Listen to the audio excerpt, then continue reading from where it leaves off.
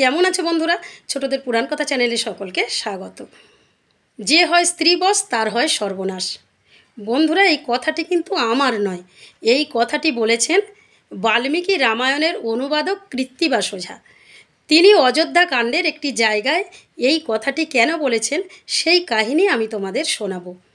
রাজা দশরথের কয়েক হাজার স্ত্রী ছিলেন, তার মধ্যে তিনজন প্রধান রানী। সেই তিনজন প্রধান হলেন কৌশল্যা, কৈকেয়ী এবং সুমিত্রা। এই তিনজন প্রধান রানীর মধ্যে তিনি কৈকেয়ীকে আবার সব থেকে ভালোবাসতেন। রাজা দশরথ বৃদ্ধ হয়েছেন, তিনি সিদ্ধান্ত নিয়েছেন রামচন্দ্রকে রাজ্যভার অর্পণ করবেন। সেই নিয়ে তিনি ঘোষণাও করে দিয়েছেন রাজ্যে একটা সাজো সাজো রব পড়ে গেছে। রাজা দশরথের মনে খুব আনন্দ। সেই আনন্দ ভাগ করে নেয়ার জন্য তিনি মেজরানী কৈকেয়ীর মহলে এলেন এবং সেই সংবাদটি কৈকেয়ীকে দিলেন।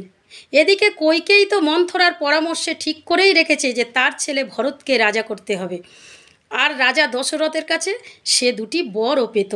এই সুযোগে সে বর দুটি চেয়ে নেবে। তাই রাজা দশরথ যখন কৈকেয়ীর মহলে প্রবেশ করলেন, দেখলেন কৈকেয়ী মুখ ভার করে বসে আছেন। রাজা দশরথ বললেন, রানী তোমার কি হয়েছে, কেন তুমি অভিমান করেছো? কৈকেয়ী তবুও কোনো কথা বলে না।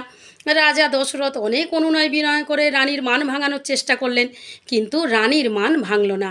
তখন রাজা বললেন, তুমি কি আমার প্রাণ নিতে চাও? তুমি যদি আমার প্রাণ নিতে চাও আমি তাও দেব, তবু বলো কেন তুমি অভিমান করেছো? সুযোগ বুঝে রানী কৈকেয়ী দশরথকে বললেন যে তার যে দুটো বর পাওনা আছে সেই বর দুটি এখন তার চাই।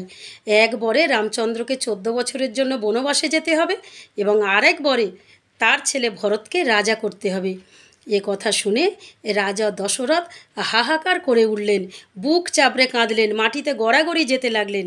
কিন্তু কৈকেয়ী অনড়, তার সেই বরই চাই, রামচন্দ্রকে বনবাসে পাঠাতেই হবে।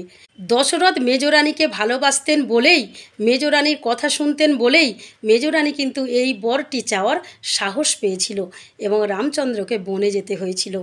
তাই তো কবি বলেছেন, স্ত্রী বশ হয় যেজন তার হয় সর্বনাশ।